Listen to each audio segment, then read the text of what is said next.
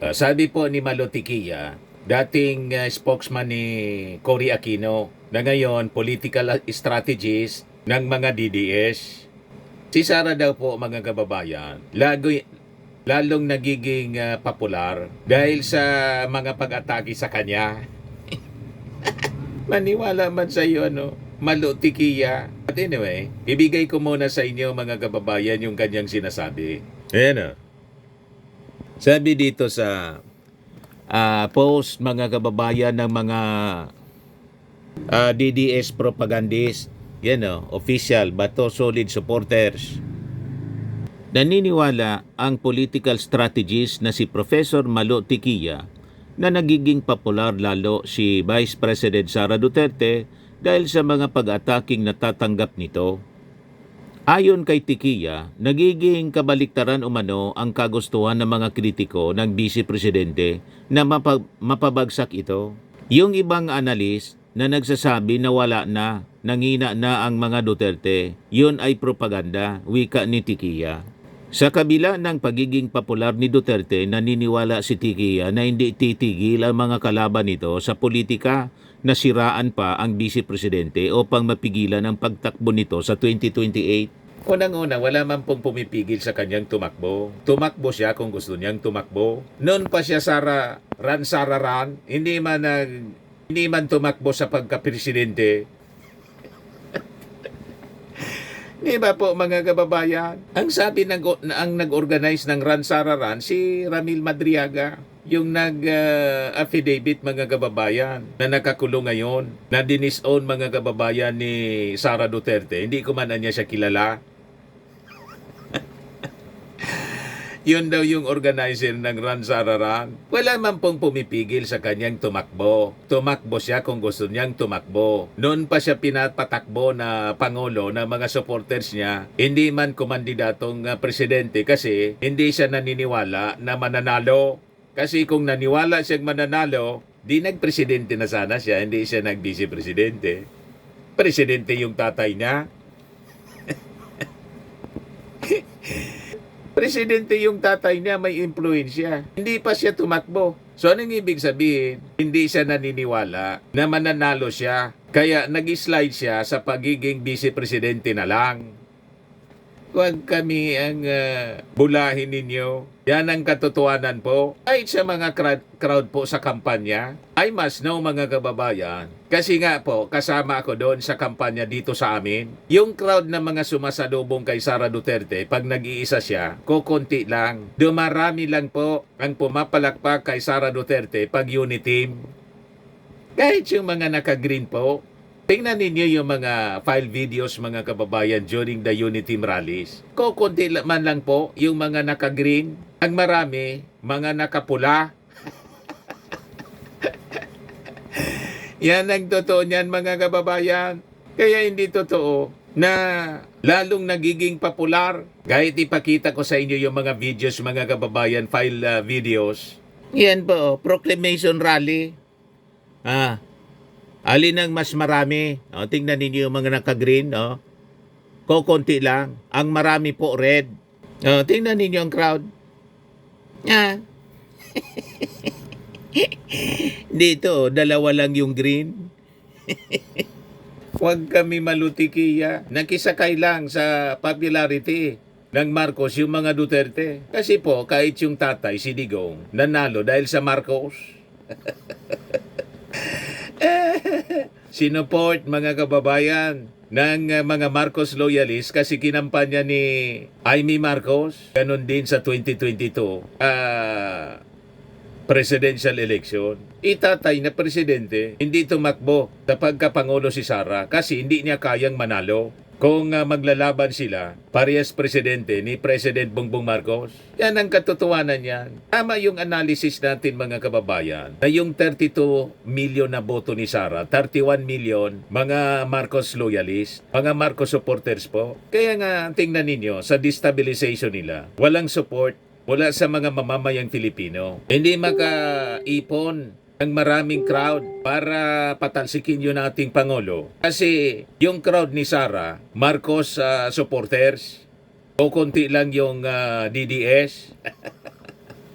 Gusto ninyo ng latest na video? Kaya yung 3% na ratings ng ating Pangulo, negative 3%, baliktad yon. Ang negative si Sara, ang positive 31 para yon sa ating Pangulong Bongbong Marcos. Minanipula nila, mga kababayan. Kahit nga yung political analyst na dilawan, mga kababayan na si Ronald Llamas, hindi maniwala, kritik na yon ng ating Pangulo. Kayo na lang malutikiyang naniniwala sa mga kalukuhan ninyo, mga analysis ninyong walang kakwinta-kwinta. Yan ang crowd ni Sara. Oh. Nakita ninyo, lahat pula, dalawa lang yung green. Ha? Siya lang yung naka-green. Oh. Lahat yan pula. Yan o. Oh. Unity Proclamation Rally, Bongbong Marcos. May nakita kayong green dyan? Lahat pula. Yun ang nagpanalo. Ito may green din, oh. O yun, green. Wala, mga kababayan. Nag-isakay lang si Sara. Kahit saan tingnan na crowd, mga kababayan. Lahat yan pula. Yung green ito. Ito green. May pula pa. Ang nagpanalo sa mga Duterte po, Marcos supporters. Hindi sila mananalo sa national position kung walang Marcos. Kung hindi sa Pangulong Marcos, kung hindi sa mga Marcos supporters po. Yan ang katotohanan. Pinagluloko na lang ninyo yung sarili ninyo. Ngayon, ito yung mga latest videos. Ipakita ko sa inyo yung crowd ni President Bongbong na sabi ng Sayad Weather Station 3% negative yung trust ratings. Tapos si Sara positive 31. Maniwala sa inyo po. Tingnan ninyo itong crowd ng ating Pangulong Bongbong Marcos. Maniwala ka na, no? Na 3% lang yung trust rating. Ganyan pagkaguluhan yung ating Pangulo. I must know kasi lagi tayong nakakasama sa mga activities niya. Pinagkakaguluhan palagi, mga kababayan, no? Siksikan palagi yung crowd niya. Paulit-ulit lang yan. Kahit saan siya pumunta, pinagkakaguluhan. Matatanda, bata, mga teenagers, sa mga eskwelahan, kahit siya saan pumunta. Paano 3% lang ang trust ratings ng ating Pangulo? Ganyan ang crowd niya. Palagi. Kahit saan siya pumunta. Di ba? Halos hindi na makagalaw. Mga kababayan, yung ating Pangulong Bongbong Marcos. Yan ang crowd niya. Ito pa. Ganyan siya. Pinagkakaguluhan ng mga tao. Tapos 3% yung trust ratings. Maniwala man sa Sayad Weather Station po, survey. Ngayon, ipakita ko sa inyo ang crowd ni Sara. Ito sa Davao na to, mga kababayan. Latest dito na video. Yan si Sara. Davao na yan, ha? May nakita kayo na nagkakagulo? Pag lumabas si Sara? May nakita kayo na ganyang na crowd na tulad ng crowd ng ating Pangulong Bongbong Marcos? Yan lang si Sara, ang crowd. Ang karamihan pa sa mga crowd niya, mga security niya. Yan, mga security lang niya, mga kababayan, ang nakakaparami sa kanyang paligid. Hindi man yung mga tao na nagsisiksikan para makapagpa-picture. Yan ang crowd ni Sara Duterte. Pagkatapos 31% yung trust ratings. Sa Davao mismo ito, pahalipay sa Davao. 4 days ago, mga kababayan. Yan si Sara Duterte.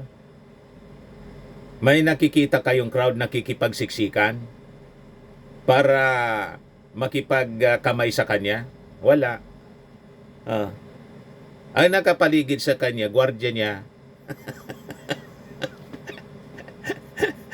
Yan nakikipagsiksikan. mga kababayan. Pero mga tao makipag-agawan para makipagkamay sa kanya, wala. Ayan siya. Ah, yan ang crowd niya, mga kababayan. Yan si Sara. Pagkatapos, 31% ang trust rating.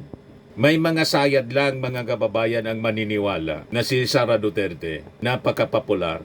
Naging popular siya kasi nakasakay sa Marcos administration, sa unit team. Doon siya nakilala. Pero just the same, hindi siya pinagkakaguluhan ng mga tao.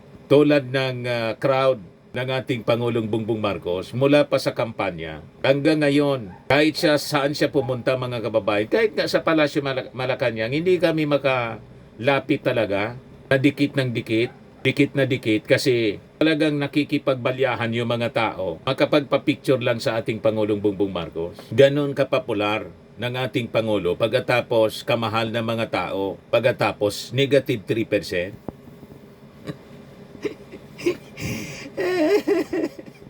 Kayo na lang ang maglukuhan. Di ba po? Yeah, sabi dito, 3%, negative 3% daw ang ratings ni PBBM. Saan ka nakakita ng 3% ratings ganyang kapopular?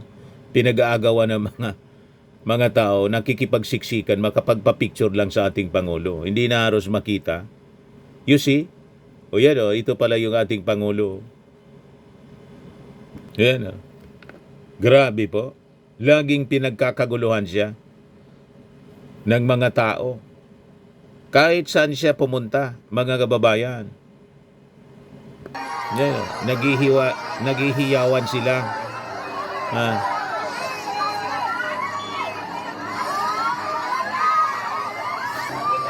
Yan Grabe, mahal na mahal siya ng mga tao. Tapos 3% ang ratings ng SWS. Yan si Sara. VP, fresh kayo. Fresh from Asa Kagitan. Yan si Sara. Sa inyong balay. Yan ang crowd ni Sara. Di ba? Yan lang ang crowd ni Sara. May nakita kayong nakikipagsiksikan? Ang nakikipagsiksikan, yung mga gwardiya niya. Yan ang crowd ni Sara. Siya na lang yung nag-selfie sa ilan lang na crowd niya yan. Kaya mga budol, mga kababayan, ito mga analyst niya, mga budol. Pinagluluko tayo. Napakalinaw. O konti lang, mga kababayan, ang nagpapasilpi sa kanya. Pagkatapos, 31%, positive 31% yung trust rating. Huwag kami SWS, bodol yung survey ninyo. Wala sa reality po. Yan Hindi natin alam kung sino since yan ang crowd, mga kababayan ni Sara. Yung pumunta siya sa saan ba to? Taal, Davao City. Ayan ang crowd niya.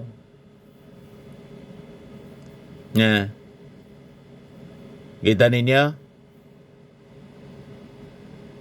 Yan man lang ang tagahanga niya. Lugar na niya yan. Ang pulutin yan, mga kababayan. Pagkatapos 31% yung trust ratings. Yung ating Pangulo, kahit saan pumunta, mga kababayan, pinagkakaguluhan ng mga tao, negative 3 ang trust ratings. Malinaw na pambubudol ng SWS, mga kababayan. Tama pa? Bodol itong mga political analyst niya.